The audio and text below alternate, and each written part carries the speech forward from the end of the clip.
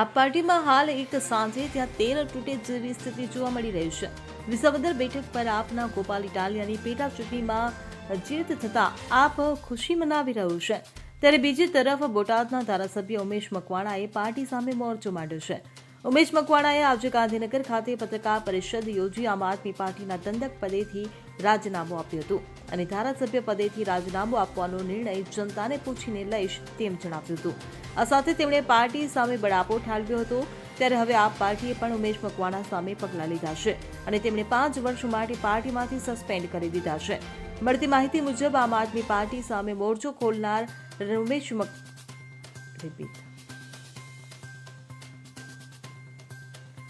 મળતી માહિતી મુજબ આમ આદમી પાર્ટી સામે મોરચો ખોલનાર ઉમેશ મકવાણા સામે પાર્ટીએ કાર્યવાહી। આમ આદમી પાર્ટીના ગુજરાત પ્રમુખ ઈસુદાન ગઢવીએ ટ્વીટ કરીને માહિતી આપી છે કે પાર્ટી વિરુદ્ધ કાર્યવાહી કરવા બદલ ઉમેશ મકવાણાને પાર્ટીમાંથી 5 વર્ષ માટે સસ્પેન્ડ કરવામાં આવે છે। જય હિન્દ, જય ભારત, જય જય ગરવી ગુજરાત। મિત્રો, આમ આદમી પાર્ટીએ એના શીર્ષ નેતૃત્વએ નિર્ણય લીધો છે કે પાર્ટી વિરુદ્ધ અને જનતા વિરુદ્ધ જે પણ પ્રવૃત્તિઓ કરશે એમને પાર્ટી ક્યારેય સાંખી નહીં લે। ધારાસભ્ય શ્રી ઉમેશ મકવાણાની વારંવાર એમની વિસ્તારમાંથી પણ ફરિયાદો આવતી હતી। પાર્ટી વારંવાર એમને કહેતી હતી કે વિસ્તારમાં રહો। વિસ્તારમાંથી કેટલાય લોકોનો પણ ફરિયાદો આવતી હતી, વિવિધ પ્રકારની ફરિયાદો આવતી હતી, ભ્રષ્ટાચારની ફરિયાદો આવતી હતી। પાર્ટી એમને વારંવાર ચેતવ્યા છે, પણ બીજેપી ગંદી રાજનીતિ કરી રહી છે। ભાજપ છે એમણે ઉમેશ મકવાણાને સાંધી લીધા છે અને પાર્ટી વિરુદ્ધ સતત એક્ટિવિટીઝ, એન્ટી પાર્ટી વિરુદ્ધ એક્ટિવિટીઝ કરવા માટે સતત ભાજપ છે એમને પ્રયાસ કરાઈ રહી છે। આજે પાર્ટીએ નિર્ણય લીધો છે માનનીય અરવિંદ કેજરીવાલજીના શીર્ષ નેતૃત્વએ કે ઉમેશ મકવાણાને પાર્ટી વિરોધી અને જનતા વિરોધી પ્રવૃત્તિઓ કરવા બદલ 5 વર્ષ માટે પાર્ટીમાંથી સસ્પેન્ડ કરવામાં આવે છે। અને હું ચેલેન્જ આપું છું ઉમેશ મકવાણાને, ભાજપે ગંદી રાજનીતિ કરી છે સાહેબ। એમણે વિસાવદર ચૂંટણીમાં રાજીનામા અપાડાવ્યા, એ ધારાસભ્યોને પાછી વિસાવદર આમ આદમી પાર્ટીએ જીતી, ભાજપ બોખલાઈ ગઈ છે। ભાજપે મેસેજ આપવા માંગે છે કે તમારા બીજા ધારાસભ્યોને પણ અમે ટચમાં છીએ, પણ આમ આદમી પાર્ટી એનો કાર્યકર્તા અને ગુજરાતની જનતા બધું જોઈ રહી છે ભાજપની આ ગંદી રાજનીતિ। અને વિસાવદરની ચૂંટણી પછી ભાજપ સંપૂર્ણપણે બોખલાઈ ગઈ હતી।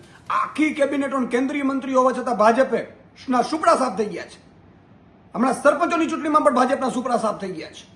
ત્યારે આ ઉમેશ મકવાણા જેવા વ્યક્તિઓને સાધીને ભાજપે આમ આદમી પાર્ટીને ડેમેજ કરવાની કોશિશ કરતી હોય તો એ ભૂલ ભરેલી છે। હું ઉમેશ મકવાણાજીને ચેલેન્જ આપું છું કે તમે ધારાસભ્ય તરીકે રાજીનામું આપીને ફરીથી ચૂંટણી જીતી બતાવો, તમારામાં હિંમત હોય। ભાજપને પણ ચેલેન્જ આપું છું કે આમ આદમી પાર્ટીની સામે ચૂંટણી લડવાની તાકાત હોય તો ઉમેશ મકવાણા રાજીનામું આપે અને તમે ટિકિટ આપો અને આમ આદમી પાર્ટી ચૂંટણી લડશે અને ત્યાંથી જીતીને બતાવો તમે બોટાદમાંથી।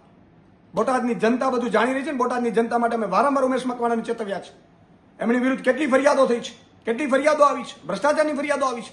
ક્યારેય આમ આદમી પાર્ટી ભ્રષ્ટાચારને સાંખી નહીં લે અને જેના કારણે એ પાર્ટીથી વારંવાર અમે કોશિશ કરી હતી વારંવાર એમને મનાવવાની, એમને સમજાવવાની કે ભાઈ તમે આ પ્રવૃત્તિઓમાં ના પડો, આપણે ભ્રષ્ટાચારની પ્રવૃત્તિઓમાં ક્યારે આવવું ન જોઈએ। એમની વિરુદ્ધ નાનામાં લેટરો પણ મળ્યા છે મને।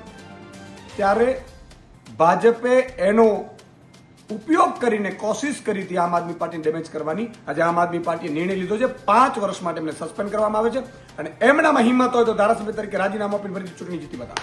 CN24 news Dholka. હવે જુઓ દેશ દુનિયાની તમામ ખબરો તમારી આંગળીના ટેરવે। ઉઠાવો મોબાઈલ અને Google Play Store પરથી ડાઉનલોડ કરો અમારી CN24 ન્યૂઝ મોબાઈલ એપ।